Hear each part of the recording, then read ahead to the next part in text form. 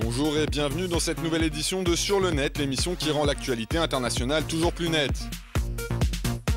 Au sommaire aujourd'hui, des activistes du monde entier expriment leur solidarité avec les manifestants hongkongais. La toile dénonce la répression dont sont victimes les homosexuels en Égypte.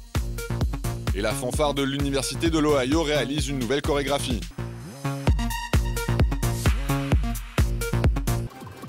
La mobilisation des manifestants à Hong Kong ne faiblit pas. En effet, malgré la demande du chef de l'exécutif local, Leung Chun-ying, qui a appelé mardi les protestataires à mettre un terme à leur mouvement, les militants pro-démocratie semblent plus déterminés que jamais à poursuivre leur combat pour plus de liberté politique dans l'ancienne colonie britannique. Une lutte très largement soutenue par des activistes du monde entier. Comme on peut le voir sur ces images filmées le week-end dernier, des dizaines de rassemblements de solidarité avec le peuple de Hong Kong ont ainsi été organisés samedi et dimanche à travers le monde. Des manifestations qui se sont notamment déroulées à Londres, Berlin, New York, Sydney ou encore Taïwan, et auxquelles ont participé plusieurs centaines de personnes bien décidées à afficher leur soutien aux protestataires hongkongais. Une importante mobilisation en faveur des habitants de Hong Kong qui se perd également sur les réseaux sociaux, où des internautes du monde entier font usage des mots-clés Solidarité HK pour exprimer leur soutien aux manifestants. Un hashtag repris par des utilisateurs du web britannique, américain, australien ou égyptien, dans des messages saluant le courage des protestataires. Et les citoyens des quatre coins de la planète sont également invités à arborer un ruban jaune ou à se prendre en photo tenant une pancarte avec ce symbole, en signe de solidarité avec les manifestants hongkongais. Une initiative lancée par des activistes sur Facebook qui rencontre un franc succès auprès des internautes, comme en attestent ces clichés.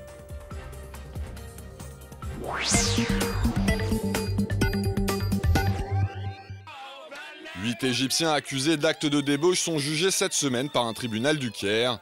Leur crime, avoir mis en scène un faux mariage entre deux hommes lors d'une soirée entre amis en septembre dernier. Largement diffusées sur le web, ce sont ces images qui ont permis à la police d'arrêter les participants.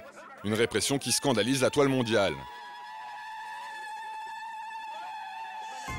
Ils sont ainsi nombreux à réagir sur Twitter en utilisant le hashtag #StopJailingGays, écrit en anglais et en arabe, pour dénoncer l'homophobie dont fait preuve le gouvernement égyptien. Cet utilisateur du réseau social a quant à lui préféré se prendre en photo avec une pancarte, sur laquelle il rappelle qu'il est un citoyen égyptien comme les autres, malgré son homosexualité. Et sur Facebook aussi, plusieurs comptes créés récemment cherchent à sensibiliser l'opinion mondiale sur la répression qui touche la communauté LGBT en Égypte. Des pages sur lesquelles on trouve des messages appelant à manifester devant les ambassades égyptiennes aux quatre coins de la planète, mais également des mises en garde concernant la surveillance du net exercée par les autorités du pays, qui auraient recours au service d'une société privée pour espionner l'intimité des internautes. Une infiltration des milieux homosexuels sur le net à laquelle ont d'ailleurs rapidement réagi les responsables de l'application de rencontres gay Grindr. Ces derniers ont notamment publié une série de recommandations adressées aux membres de la plateforme pour leur éviter d'être arrêtés. Parmi celles-ci, utiliser un pseudonyme, ne pas révéler de détails personnels, ou encore prendre un maximum de précautions avant de rencontrer une autre personne inscrite sur le site.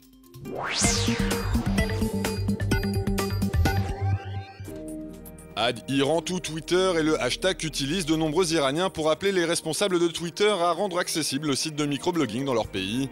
Une mobilisation en ligne qui intervient après que le PDG du réseau social Dick Costolo a publié mardi un message adressé au président iranien Hassan Rouhani pour lui demander de laisser les citoyens de la République islamique se servir librement de Twitter. Un appel très largement relayé depuis sur la toile locale où les internautes multiplient les posts pour réclamer plus de liberté en ligne.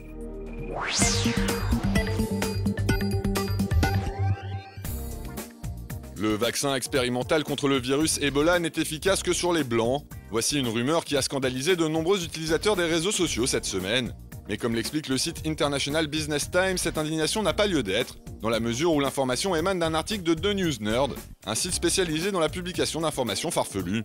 Un texte à la fin duquel son auteur explique justement vouloir dénoncer par l'absurde le racisme ambiant lorsque l'on évoque cette terrible épidémie.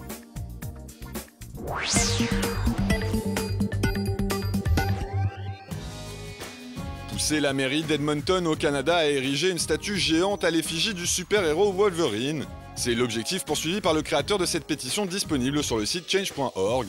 Une initiative surprenante destinée à rendre hommage aux plus canadiens des personnages de l'univers Marvel, mais aussi à attirer des touristes fans de comics, explique l'internaute à l'origine du projet. Une idée qui semble séduire une partie des habitants d'Edmonton qui sont déjà plus de 4300 à avoir paraphé la fameuse pétition.